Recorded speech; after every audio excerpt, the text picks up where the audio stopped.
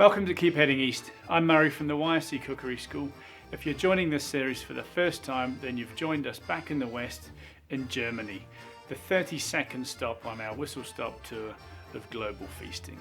You can check out the main introduction to this series by clicking the on-screen link in the cards, or follow the link in the description below to our free PDF cookbook with all the dishes that we'll be cooking in this series.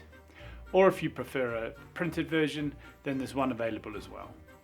Now, my wife Christina is from Germany, so to save myself the long drawn-out debate about the pronunciation of certain dishes, I'm just going to get her to butt in where required. All right.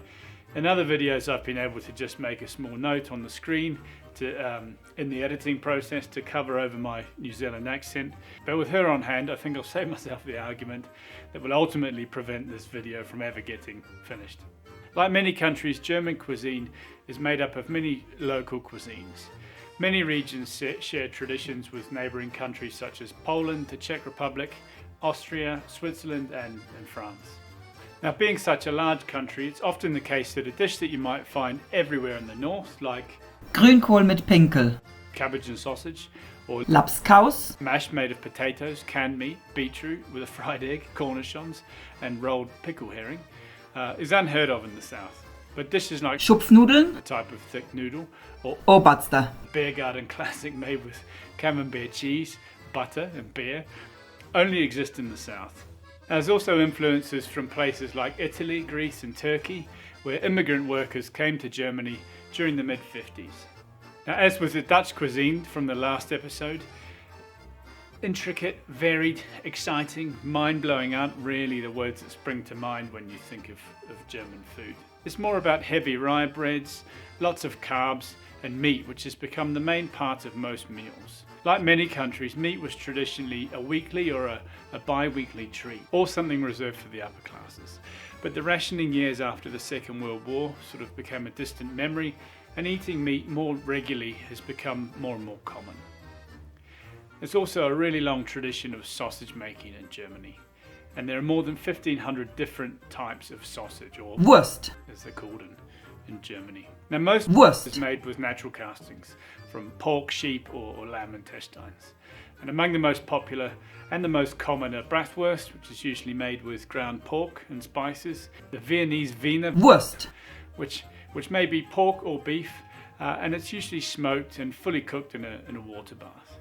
And Blutwurst or Schwarzwurst, the blood sausage, a little bit like boudin noir or black pudding in the UK, made from pigs or sometimes even geese blood. Now, among these classics, there's thousands of types of cold cuts that are also known as Wurst. Now, one of the most creative terms for cold cuts is Fleischkäse, or meat cheese. It's basically a sausage that's been made in a loaf tin, and it's either sliced cold or it's cut into slabs and fried.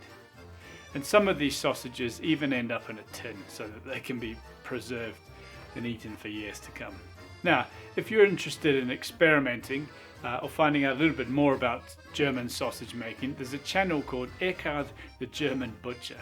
Now, Eckhard lives in the US now and has over 60 years experience as a German butcher and sausage maker. Plus, he spent 40 odd years as a keen whitetail deer hunter.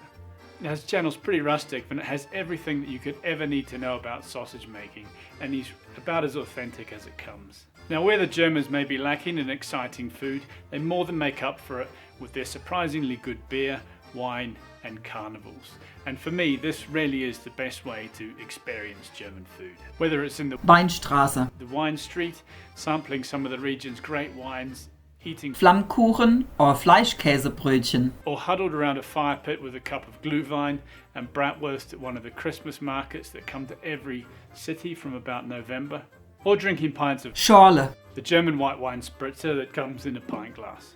Okay, the official measurement for Schorle, is 4 fingers of white wine, okay, and 4 fingers of sparkling water on the top. So as you can imagine, they're quite lethal. They show up in thousands of town and village fairs that appear all over Germany through the summer. And whichever of these carnivals you find yourself in, the atmosphere is always lively. The wine, the food, the music, it always hits the spot. Now, this week's recipe entry into the Keep Heading East cookbook is a bit of a combo. Okay, beef Rouladen, usually consisting of bacon, onions, mustard, pickles, wrapped in thinly sliced beef, which is then slow cooked in a gravy. And Spaetzle, somewhere between a pasta and a dumpling, and it's perfect for mopping up the Rouladen, gravy. Now, this dish is often served on special occasions such as Christmas or other holidays. And traditionally it would have been cut from a wooden chopping board in thin threads directly into a pan of simmering water. Though unless you're old enough to actually be a German grandmother, it's highly unlikely that you're ever going to master the art of this. And it's much easier to scrape the dough through a Spaetzle, grater or a press. Or even a colander with large holes works quite well if that's what you have. And I'll leave the links to an example for both methods and the recipe in our book. Like a lot of the best German food, it's great comfort food, so maybe something for the weekend. So that's it for this stop on our Keep Heading East tour of global cuisine. I hope you've enjoyed it.